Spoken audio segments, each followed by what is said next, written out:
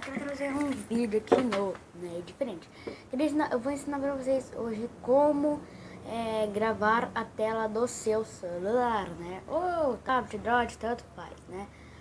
Primeiro, você vai vir aqui na você vai vir aqui na Play Store, deixa eu encontrar aqui, né. Você vai vir bem aqui, ó, na Play. Mano, como eu tô lagado. Aqui. Vai vir bem aqui na Play Store, vai procurar bem assim, ó.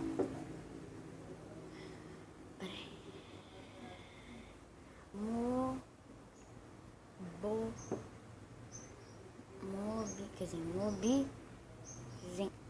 Depois de procurar isso aqui, você vai dar um enter, né? Daí vai ter aqui, ó, Mobizen grava jogo de vídeo, Mobizen para Samsung. Se o seu não for Samsung, né, tal, se o teu for iPhone, iPad, sabe o que, você baixa esse daqui, né?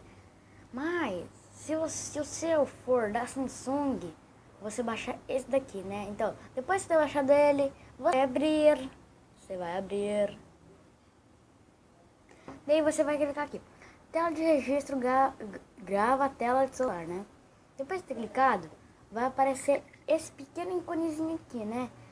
Daí você clica nesse ícone, né? Você clica nesse ícone,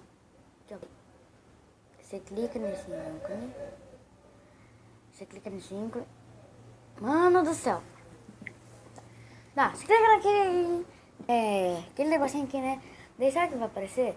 Vai aparecer assim, uma câmera e outro negócio lá de tirar foto, né? Daí se vocês quiserem gravar um vídeo, vocês clicam aqui na câmera, né? Mas se você quiser gravar, tipo, outra coisa, sei lá, se quiser, qualquer coisa, né? Depois de ter feito isso, você vai vir aqui no vídeo, essa coisinha aqui, ó, video play, né? Daí você vai estar os seus vídeos aqui, né? Daí você clica nesse vídeo, daí depois é só você colocar o título dele, colocar se quiser descrição, essas coisas. Então, esse foi o vídeo, espero que vocês tenham gostado.